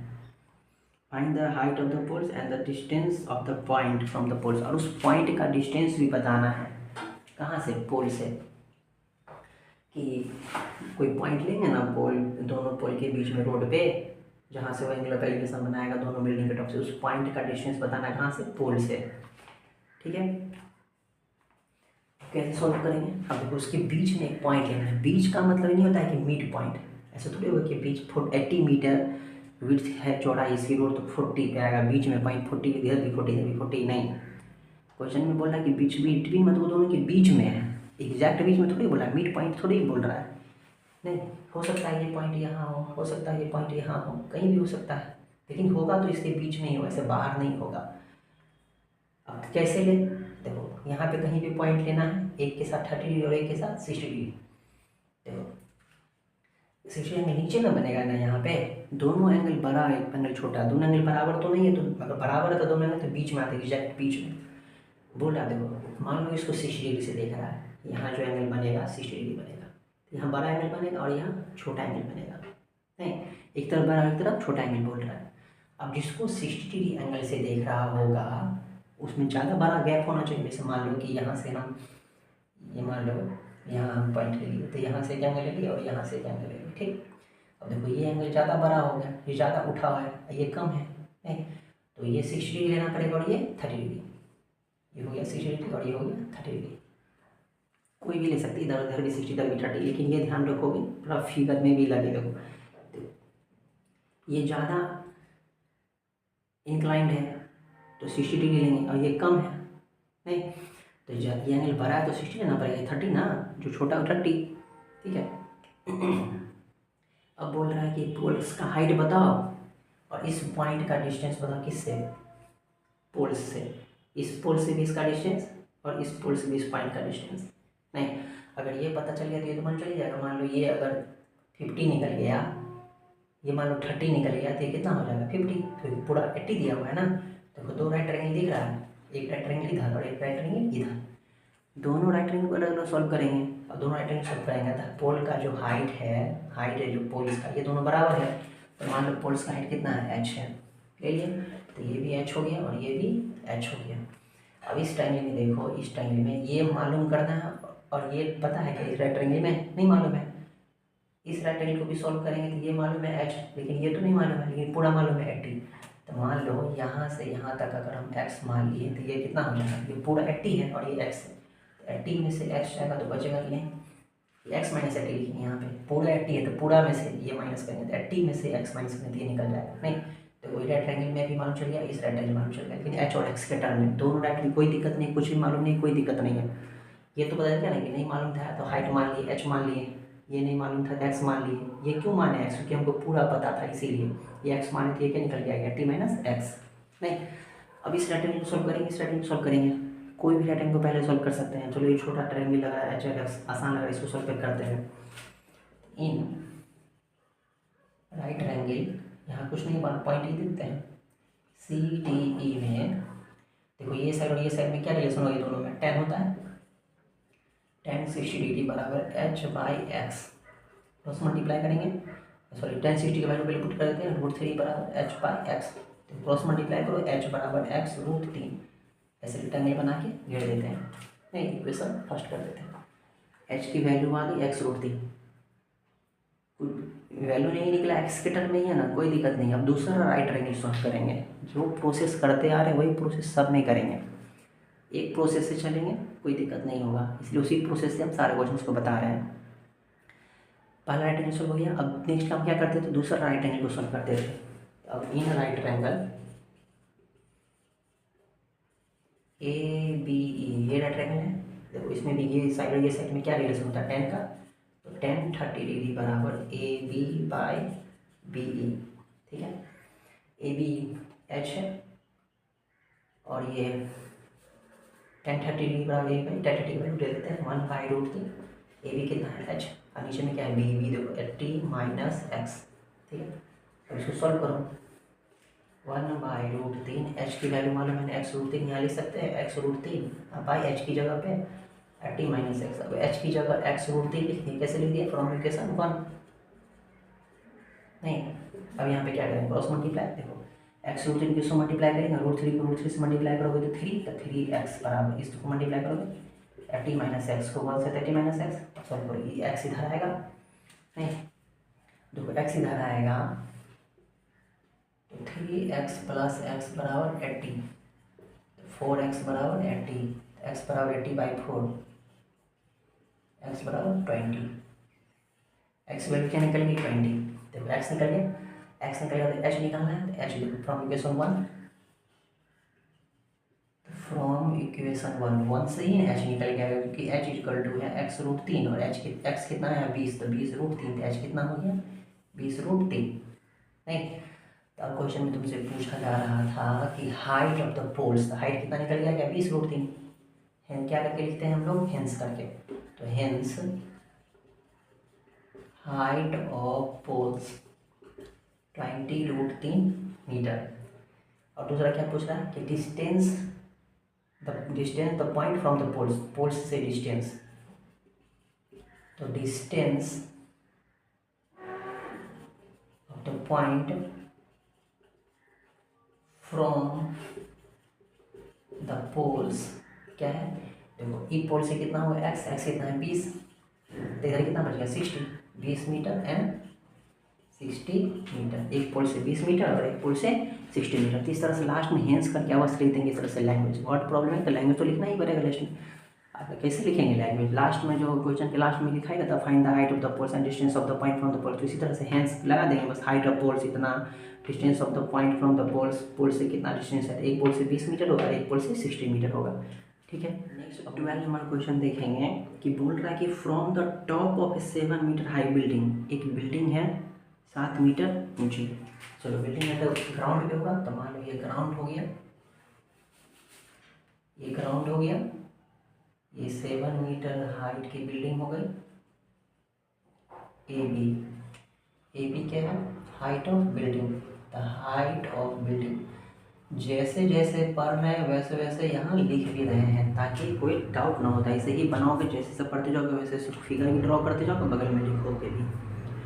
अब बोल रहा है कि from 7 metre high building, 7 metre high building से द एंगल ऑफ एलिवेशन, देखो एंगल ऑफ एलिवेशन बना रहा है, कहाँ से बना रहा है, लिखा है ना from the top of A building, तो बिल्डिंग तो ये है, बिल्डिंग के टॉप से angle of elevation, angle of elevation मतलब ऊपर की तरफ देखेगा, क्योंकि एंगल ऑफ एलिवेशन जब भी बनता है, एंगल ऑफ एलिवेशन जब भी बनता है तो वो कहीं ऊपर की तरफ देखता है वो, तो किसको देख रहा है, कहाँ से बना है, तो समझना क्या, the angle of elevation of from the top of a 7 metre high building, the angle of elevation of the top of a cable tower, cable tower के टॉप को देखता है, टावर तो हवा में नहीं होगा, ग्राउंड से होगा, तुम्हारा टावर, टावर की जरूर हाइट इससे ज़्यादा होगा, तब तो ये टावर का हाइट, ये जो टावर है सी डी, ये टावर की हाइट इस बिल्डिंग से ज़्यादा होगी, तब ना बिल्डिंग, तब ना टावर के टॉप से वो, बिल्डिंग के टॉप से लिखा ना from the 7 metre high building, building के टॉप से किसको देख रहा है, केबल के टॉप को, तब केबल टावर का हाइट ज़्यादा होगा तब तो ऊपर की तरफ देखेगा,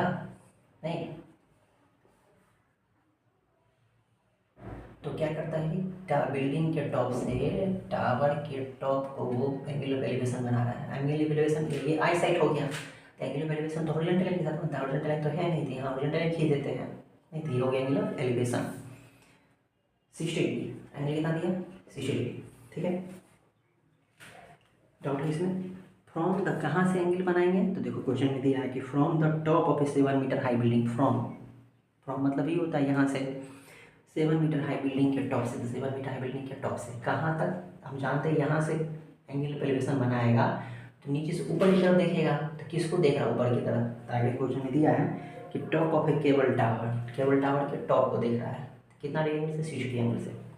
आगे देखो, and the angle of depression of its foot, तो एंगल ऑफ एलिवेशन किसके साथ, किसके एंगल ऑफ एलिवेशन, टावर का, नहीं, और आगे बोल रहा है कि angle of depression of its foot, और इसके फुट का डिप्रेशन 45 डिग्री, देख कहाँ से रहा है, यहीं से ना, एक बार टावर के टॉप को देख रहा है, एक बार टावर के फीट को देख रहा है, फुट को देख रहा है, नहीं टावर के फुट को देख रहा है, कहाँ से, ये से, तो सोचो टावर के फुट से नीचे की तरफ देखेगा, तो नीचे की तरफ देखेगा तो ये हो गया हमारा क्या चीज़, आई साइट, ये क्या हो गया आई साइट हो गया, और आई साइट और हॉरिजॉन्टल लाइन के बीच एंगल ऑफ डिप्रेशन बोल रहा है, डिप्रेशन लिखा है क्वेश्चन में ना, डिप्रेशन किसके बीच बनता है, आई साइट और हॉरिजॉन्टल लाइन, तो देखो आई साइट ये हो गया, नहीं हॉरिजॉन्टल लाइन ये हो गया, बोल रहा है 45 डिग्री, तो 45 डिग्री इधर मत लिख देना, यहाँ से देख रहा है तो ये हो गया आई साइट और ये हो गया हॉरिजॉन्टल लाइन, तो इसके बीच कितना एंगल बनेगा 45 डिग्री, समझ में आया, इधर देंगे, कोई दिक्कत, सी डी लिख दोगे, सी डी पूरा क्या है, हाइट ऑफ टावर, टावर की हाइट नहीं दी हुई है, तुमसे पूछ रहा है क्वेश्चन में, determine the height of the tower, 2 right angle दिख रहा होगा इसमें भी, चलो उससे पहले देखो, ये 7 मीटर है तो ये यहाँ से यहाँ तक भी कितना होगा, 7 मीटर ही होगा, यहाँ से यहाँ तक भी, देखो ये बिल्डिंग है तो इसे खड़ी हुई तो ये राइट एंगल इधर दिख रहा है, और ये टावर है देखो ये राइट एंगल यहाँ दिख रहा है, चाहो तो देखो यहाँ 90 डिग्री, यहाँ भी राइट एंगल दिख रहा होगा, नहीं हम जानते हैं ये लाइन और ये लाइन पैरेलल है, क्योंकि ये जो है ग्राउंड के पैरेलल खींचा गया है, तो ये 45 डिग्री हो गया, तो इधर अल्टरनेट एंगल से ये 45 डिग्री होगा कि नहीं होगा, नहीं कोई दिक्कत है, इतना काम करना है, 2 राइट एंगल दिख रहा है, तो पहले जैसे प्रोसेस किए थे, एक बार इस राइट एंगल को सॉल्व करेंगे, 60 डिग्री एंगल दिया है ना, तो ये राइट एंगल लेकर के ये सॉल्व करेंगे, ये 45 डिग्री दिया तो ये 45 हो गया, तो एक बार ये राइट एंगल लेकर सॉल्व करेंगे, चाहे 45 डिग्री यहाँ है, यहाँ भी राइट एंगल बनता है, यहाँ भी 90 डिग्री है ना, तो चाहो तो ये राइट एंगल लेकर भी सॉल्व कर सकते हो, कोई दिक्कत नहीं है, तीनों राइट एंगल लेकर सॉल्व मत करना, दोनों तो सेम ही है ना, क्योंकि ये 45 डिग्री है तो ये भी 45 डिग्री हो गया, देखो यहाँ 7 है तो यहाँ भी 7 है, दोनों टाइम तो सेम ही है, नहीं तो अगर मान लो यहाँ 45 डिग्री नहीं लिखते तो यहाँ इसी राइट एंगल को सॉल्व कर देते हैं, ठीक है, तो एक राइट एंगल ये हो गया, दूसरा राइट एंगल इसमें से कोई भी एक ले सकते हो। तो मान लो ये 45 ले ली, ये 45 ले लेते हैं हम, जैसे पिछले क्वेश्चन सब में करते आए हैं, दो राइट एंगल सॉल्व करते आए हैं, तो इसे ही सॉल्व करेंगे। एक बार ये राइट एंगल सॉल्व करोगे, एक बार ये राइट एंगल। तो मान लो हम पिछले क्वेश्चन में देखे थे कि 45 डिग्री बना में अगर ये 7 तो ये भी कितना हो 7, तो पहले ये वाला राइट एंगल सॉल्व कर लेने आसानी है, ताकि ये 7 होगा तो ये भी 7 आ जाएगा हमारे पास। देखो इन राइट एंगल ABD में देखो सामने वाला साइड और ये वाला साइड 10 होगा, 10 45 degree AB by BD, 10 45 1, AB हमारे पास 7, BD का BD क्रॉस मल्टीप्लाई करो, BD इक्वल टू 7 मीटर। देखो BD 7 मीटर, ये भी 7 हो जाएगा नहीं, या मान लो यहाँ नाम लिख देते E, नहीं, देयरफॉर AE जो होगा वो भी BD के बराबर ही होगा 7 मीटर। कोई दिक्कत? अब इस रेक्टेंगल को सॉल्व करेंगे। इन राइट एंगल AEC में देखो 60 के सामने वाला साइड है ये, नहीं, और ये मालूम है, तब 10 ही लेंगे, 10 60 डिग्री बराबर CE बाई A। 10 60 कितना होता है √3, CE नहीं मालूम है और AE तो मालूम चल गया है, A कितना 7, क्रॉस मल्टीप्लाई करेंगे तो CE इक्वल टू कितना हो गया 7√3। ठीक है, अब तुमसे पूछ रहा है height of the tower, the tower का ये पूरा हुआ ना, पूरा हो जाएगा हाइट टावर का पूरा हाइट पूरा, तो वही यहाँ से यहाँ तक 7 है, यहाँ निकल के आया 7√3, दोनों को ऐड कर देंगे तो हाइट ऑफ द टावर पता चल जाएगा नहीं। तो क्या लिखेंगे कि CE और प्लस DE को ऐड करेंगे तभी हमको टावर का हाइट पता चलेगा। तो CE हो गया 7√3 और DE हो गया कितना, DE 7, ये 7 है, ये 7 है, 7√3 प्लस 7, नहीं 7 कॉमन ले लो तो √3 प्लस 1 मीटर। लास्ट में क्या लिखेंगे, hence height of the tower, क्या लिखेंगे, hence height of the tower बराबर लिख देंगे यहाँ पे, हेंस हाइट ऑफ टावर बराबर 7√3 प्लस 1 मीटर। ठीक है, कोई दिक्कत है इसमें?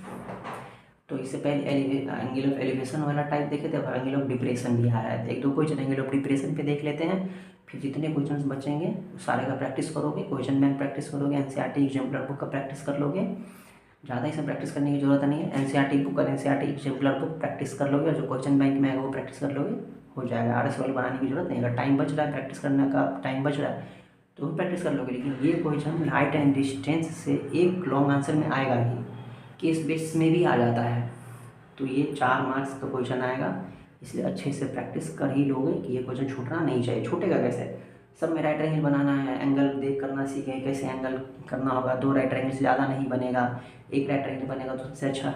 अब 4 नंबर पूछेगा तो 1 राइट एंगल वाला पूछेगा नहीं, 2 राइट एंगल रहेगा, 2 राइट एंगल में रहेगा तो यही इसमें एंगल आएगा बस 30 45 60, यही 3 एंगल आएंगे 30 45 60।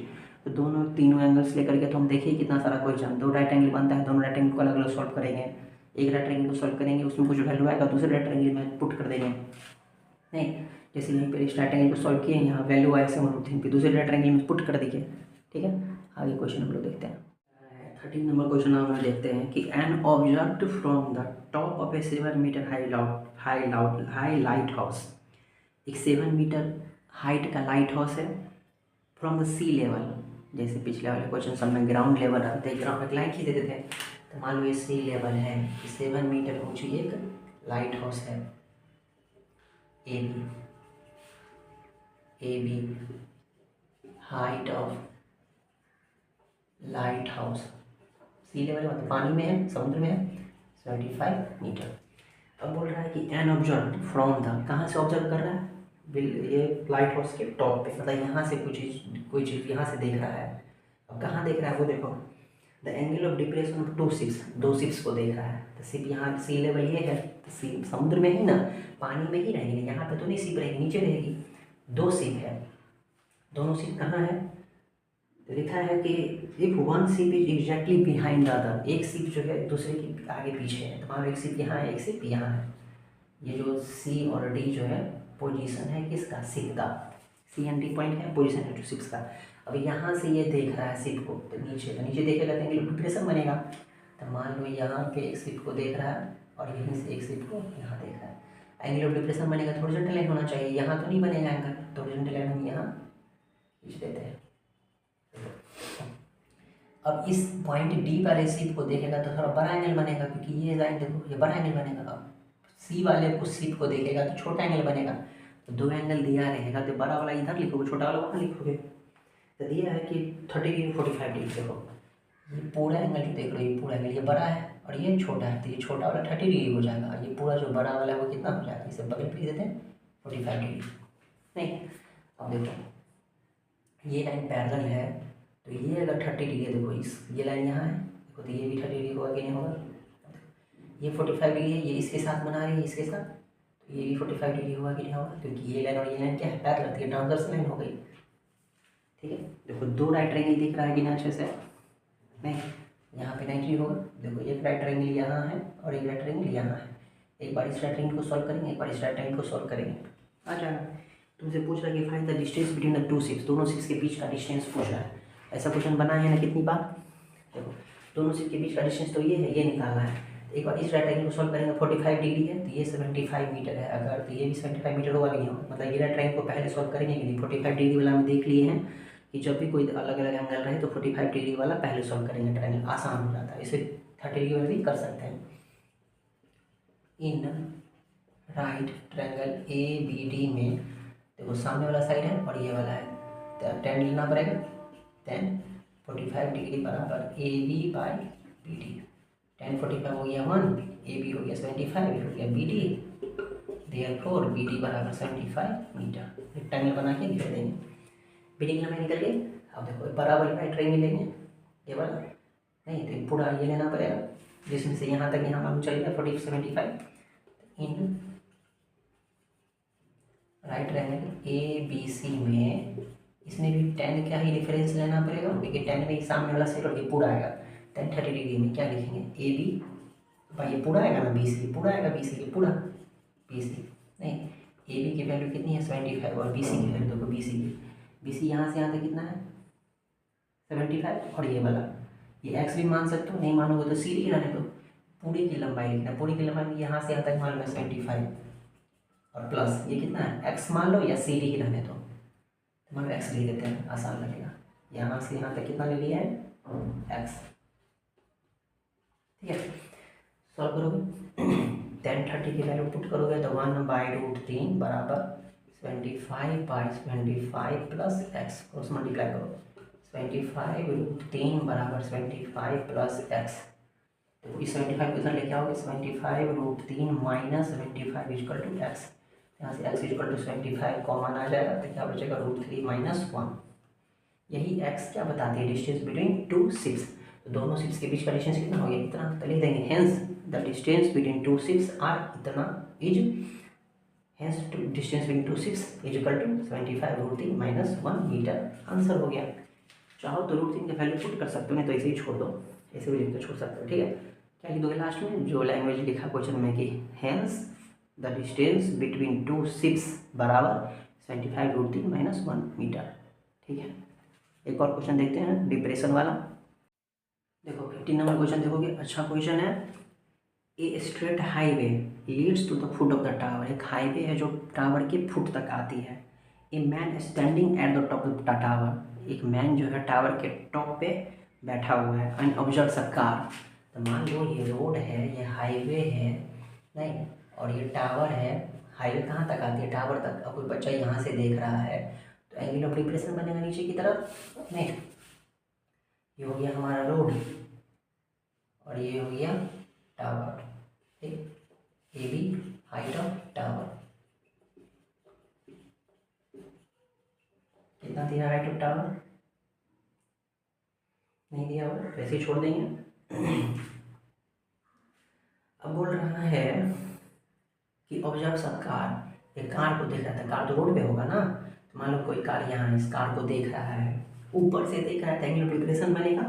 आगे देखो इस 30 डिग्री एंगल ऑफ डिप्रेशन कितना डिग्री 30 डिग्री, यहाँ से देख रहा है इस कार को, तो ये आई साइट हो गया। हॉरिजॉन्टल लाइन ऊपर में देना पड़ेगा, हॉरिजॉन्टल लाइन दे दिए, कितना डिग्री एंगल से देख रहा है 30 डिग्री एंगल से देख रहा है, स्ट्रेट खींचोगे। ठीक है, 30 डिग्री से देख रहा है पॉइंट सी पे। अब बोल रहा है आगे में कि कि which is approaching the foot of the tower with uniform speed, जो टावर की फुट की तरफ अप्रोच कर रही है, मतलब टावर की फुट की तरफ आ रही है। टावर का फुट तो ये है, मतलब यहाँ पे कार है ना, अब ये इधर की तरफ बढ़ रही है car with uniform speed, speed उसका यूनिफॉर्म है, चेंज नहीं हो रही है स्पीड। 6 सेकेंड के बाद अब ये इधर की तरफ बढ़ रही है, तो 6 सेकेंड बाद वो कार जो है उस कार का एंगल ऑफ डिप्रेशन जो है 60 डिग्री हो जाता है। मान लो ये कार सी से डी पे आ गया, सी से डी पर आने में कितना टाइम लगा, 6 सेकेंड लगा। अब ये यहाँ से इस कार को देख रहा है किस एंगल से, 60 डिग्री एंगल से, तो पहले के पंपेर में एंगल बड़ा हो जाएगा ना, तो यहाँ से यहाँ तक एंगल कितना हो गया, 60 डिग्री। ये हो गया आई साइड, ये हो गया हॉरिजॉन्टल लाइन, ये पूरे के साथ बनाएगा 60 डिग्री। अब देखो ये साथ 30 डिग्री बना रहा था, यहाँ भी 30 डिग्री, अब ये इसके साथ 60 डिग्री बना रहा था, इधर भी कितना हो जाएगा 60 डिग्री। दो राइट एंगल बना, दोनों राइट एंगल सब करोगे, हो गया। लेकिन क्वेश्चन में थोड़ा सा ट्विस्ट कर दिया, क्या कर दिया कि बोल रहा है कि 6 सेकेंड बाद, 6 सेकेंड बाद सी एंगल करना है, मतलब सी से डी तक जाने में उसको कितना टाइम लगेगा, 6 second. Time taken to approach C to D 6 second, ठीक। बोल रहा है 6 सेकेंड बाद the angle of depression of the car is found to be 60 degree. अब बोला कि find the time taken by the car to reach the foot of the tower from this point, इस point से tower के foot तक जाने में कितना टाइम लगेगा। तो अभी तुम गौर से देखो, इस कार को पॉइंट सी से डी तक जाने में 6 सेकेंड लगा, अभी यहाँ से यहाँ तक जाने में टाइम पूछ रहा है, डी से बी तक जाने में टाइम, क्योंकि लिखा कुछ नहीं, find the time taken by the car to reach the foot of the tower, तो कितना टाइम लगेगा। देखो हम ये डिस्टेंस तो निकाल सकते हैं, डिस्टेंस तो कितना कुछ हमें निकाले हैं, ये लंबाई नहीं पूछ रहा है टाइम। तो तुम जानते हो कि टाइम इक्वल टू क्या होता है, डिस्टेंस बाय स्पीड। अब करना है वही, दोनों राइट एंगल को सॉल्व करेंगे, लेकिन एक चीज़ इसमें टाइम निकालना है। तो टाइम होता है डिस्टेंस बाय स्पीड, तो हो ना हो तुमको इसका डिस्टेंस तो पता करना ही पड़ेगा, तभी टाइम निकलेगा, और स्पीड भी पता होना चाहिए। तो क्या चलो इस राइट एंगल को सॉल्व करेंगे तो डिस्टेंस तो निकल जाएगा, लेकिन क्या स्पीड पता है, नहीं है स्पीड पता। अब कुछ और देखो यहाँ पे कि चलो स्पीड नहीं पता, लेकिन सी से डी तक जाने का टाइम तो पता है। तो अगर सी से डी तक जाने का टाइम पता है, सी से डी तक जाने का टाइम पता है 6 सेकेंड, अगर ये डिस्टेंस पता चल जाए, सी से डी तक का डिस्टेंस कितना है, सी डी, ये डिस्टेंस हो गया सी डी, डिस्टेंस ये तो पता कर सकते हैं दोनों राइट एंगल को सॉल्व करके, डिस्टेंस मालूम चल जाएगा, तो यहाँ से स्पीड निकल जाएगा कि नहीं, क्योंकि स्पीड इक्वल टू होता है डिस्टेंस बाय टाइम। देखो तो यहाँ से हमको स्पीड पता चल जाएगा, जब हम इस राइट एंगल में आएंगे तो ये डिस्टेंस तो मालूम रहेगा, और स्पीड तो मालूम ही चल गया, इस यहाँ से स्पीड तो मालूम चल गया ना, यहाँ से सी से डी तक जाने में टाइम 6 सेकेंड, और डिस्टेंस हो गया इतना, तो स्पीड यहाँ से मालूम चल जाएगा, और स्पीड मालूम चल जाएगा तो फिर जब इस राइट एंगल में देखेंगे तो ये डिस्टेंस मालूम रहेगा, स्पीड तो यहाँ से मालूम है ही, तो टाइम निकल जाएगा, क्योंकि टाइम इक्वल टू लिखेंगे डिस्टेंस बाय स्पीड। प्रोसेस समझ में आया कैसे सॉल्व करेंगे, नहीं एक बार ये डिस्टेंस निकालना पड़ेगा, एक बार ये डिस्टेंस निकालना पड़ेगा, मतलब एक बार इस राइट एंगल को बड़ा वाला राइट एंगल को सॉल्व करना पड़ेगा, एक बार छोटा राइट एंगल को सॉल्व करना पड़ेगा। तो मान चलो हम बड़ा वाला राइट एंगल या छोटा राइट एंगल को पहले सॉल्व करते हैं, और उसके बाद सी से डी तक जाने में टाइम मालूम चल जाए, मालूम दिया है 6 सेकेंड, और सी से डी का डिस्टेंस भी मालूम, सी से डी तक का डिस्टेंस है पता, तो स्पीड, मतलब पहले स्पीड निकालना है, पहले क्या निकालना है, स्पीड। तो स्पीड कार का देखेंगे तो डिस्टेंस हो गया ये, टाइम हो गया 6 सेकेंड, नहीं, और ये क्या है, हाइट ऑफ टावर, ठीक। अगर इस राइट एंगल को सॉल्व करते हैं, इस राइट एंगल को सॉल्व करते हैं, नहीं तो क्या टावर का हाइट पता है, टावर का हाइट नहीं मालूम है, तो हम यहाँ से किस कंक्लूजन में पहुँचे कि यहाँ टाइम दिया हुआ है तो ये डिस्टेंस सी डी निकालना होगा, तो स्पीड निकल जाएगा, और डी से बी तक में डिस्टेंस मालूम रहेगा, स्पीड मालूम रहेगा, तो टाइम निकल जाएगा। तो पहला काम जो राइट एंगल को सॉल्व करते हैं तो दोनों राइट एंगल को अलग अलग, वो राइट एंगल को पहले हम सॉल्व करेंगे ताकि ये सी डी निकल जाए और बी डी निकल जाए, नहीं। तो मान लो ये टावर की हाइट क्या है, एच है, हाइट ऑफ द टावर क्या ले लिए, एच, या ए बी भी डायरेक्ट छोड़ सकते हो। तो in right angle A B D में देखेंगे तो tan 60 डिग्री अगर लेंगे तो क्या लिखेंगे, A B by B D, A B by B D, tan 60 हो गया √3, कितना हो जाएगा एच बाई बी डी, यहाँ से क्रॉस मल्टीप्लाई करोगे तो एच बराबर कितना हो जाएगा बी डी √3, नहीं। फिर दूसरा राइट एंगल सॉल्व करोगे, कितना बार ये हम लोग किए हैं, in right angle A B C में ए बी सी में tan 30 डिग्री लोगे तो क्या लिखोगे, A B by B C. tan 30 हो गया 1/√3, ए बी हमको मालूम है एच और बी सी तो नहीं मालूम है, तो यहाँ लिख देते हैं बी सी क्रॉस मल्टी। यहाँ देखो, यहाँ एच की वैल्यू मालूम है तो पुट ही कर देते हैं, नहीं तो 1/√3 इक्वल टू एच की वैल्यू मालूम है BD√3/BC, नहीं क्रॉस मल्टीप्लाई करो। देखो BD √3 से मल्टीप्लाई करेंगे, ऐसे क्रॉस मल्टीप्लाई करेंगे, √3 को √3 से मल्टीप्लाई करेंगे तो 3, तो कितना हो जाएगा यहाँ से कि 3BD equal to BC, 3BD equal to BC, नहीं यहाँ पे ऐसे घेर देते हैं, ठीक है। यहाँ तो देखो दोनों राइट एंगल सॉल्व कर दिए, पहला वाला राइट एंगल में जो वैल्यू आता है वो दूसरे राइट एंगल में पुट कर देते हैं। हम कोई भी राइट एंगल वैल्यू सॉल्व कर सकते हैं। इतना काम कितना और किया है, अब इसमें कुछ एक्स्ट्रा आगे भी क्वेश्चन प्रोसीड किया है। इतना तक काम हर एक क्वेश्चन में किए ही हैं, यहाँ तो कोई दिक्कत नहीं होना चाहिए, बशर्ते कि यहाँ वैल्यू नहीं निकला है, सब BD BC के टर्म में है, तो जो जैसे वैसे ही रहेगा। वैल्यू दिया ही है तो वैल्यू के टर्म में आएगा कैसे, फिर आगे हम लोग देखते हैं। अब देखो C से D तक जाने का टाइम दिया है, तो हम ये डिस्टेंस ही पता करना पड़ेगा, क्योंकि टाइम दिया तो यहाँ तक डिस्टेंस, तक कितना बड़ा डिस्टेंस हम CD पता किए हैं। CD निकालने के क्या करेंगे, पूरा BC में से क्या माइनस करना पड़ेगा, BD, तो BC माइनस BD। देखो ना BC की वैल्यू पता है लेकिन BD की वैल्यू पता, देखो यहाँ अभी निकाले हैं, तो BD निकालोगे तो क्या लिखोगे, 3 इधर ट्रांसपोज हो जाएगा, तो BD इक्वल टू क्या आएगा, यहाँ से BD बराबर क्या हो जाएगा, BC/3, BC/3, यहाँ एलसीएम लोगे तो क्या आएगा 3, नहीं 3BC माइनस BC, तो कितना हो जाएगा 2BC/3, ठीक है 2BC/3। अभी एच की वैल्यू निकाल के रखे हैं हम लोग BD√3, तो एच की वैल्यू यही रहेगा BD√3। वैसे हाइट पूछ भी नहीं रहा तो नहीं कि कोई दिक्कत नहीं है, ऐसे छोड़ो, तो 2BC/3। अब देखो आगे तक C से D तक का टाइम पता है, CD का डिस्टेंस पता चल गया, तो स्पीड निकल जाएगा कि नहीं, speed of car, speed equal क्या होता है, डिस्टेंस बाय टाइम, तो डिस्टेंस कितना हो गया, डिस्टेंस हो गया CD/6, 6 सेकेंड लेता है, तो CD कितना है 2BC/3/6, 3 नीचे आ जाएगा, 2BC/3 इंटू 6, 2 से कट जाएगा, 2 3 कितना हो गया BC/9। स्पीड पता चल गया कार का स्पीड निकल गया। अब देखो BD पूछ रहा है D से B तक जाने का टाइम, तो time taken to reach D to B, D से B तक जाने में टाइम इक्वल क्या होता है, डिस्टेंस बाय स्पीड, तो डिस्टेंस है BD और स्पीड कितना है, स्पीड कार का BC/9, ठीक। BD की वैल्यू पुट करो, देखो BD की वैल्यू कितना होगा BC/3, इधर पहले से क्या लिखा है BC/9, कैसे सॉल्व होगा, ये ऊपर में लिखा है BC/3, तो BC/3 ये कैसे सॉल्व होता है, ये पलट जाती है, BC/9 है तो 9 ऊपर और BC नीचे, BC कैंसिल, 3 जा 9, तो कितना हो गया 3 सेकेंड, नहीं। तो C से D तक जाने में, D से B तक जाने में कितना टाइम लगेगा, 3 सेकेंड, तो लास्ट में लिख देंगे हेंस करके, hence time taken by the car to reach its foot equal to 3 second. समझ में आया क्वेश्चन, ये क्वेश्चन एक स्टेप आगे बढ़ गया था, कुछ आगे नहीं था, बस इतना ही था, दोनों रेक्टेंगल सॉल्व कर लिए, उसके बाद बस स्पीड निकालना था। ये डिस्टेंस तो कितना बार निकाले हैं इस पूरे क्वेश्चन से माइनस करके, नहीं तो कर दिए। यहाँ तक तो बहुत सारे क्वेश्चंस में किए थे, बस इसमें इतना ही करना था। इसी से D तक का टाइम दिया है, यहाँ तक का डिस्टेंस पता है तो स्पीड निकल गया।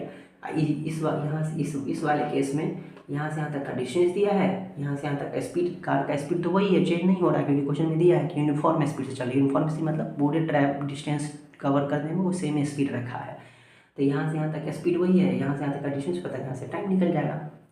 कोई दिक्कत है, कोई भी क्वेश्चन में डाउट हो, नीचे डिस्क्रिप्शन में ग्रुप दिया, व्हाट्सएप ग्रुप, उसमें ऐड हो जाना है लिंक पे क्लिक करके, और जो भी डाउट हो उस ग्रुप में सेंड कर दोगे।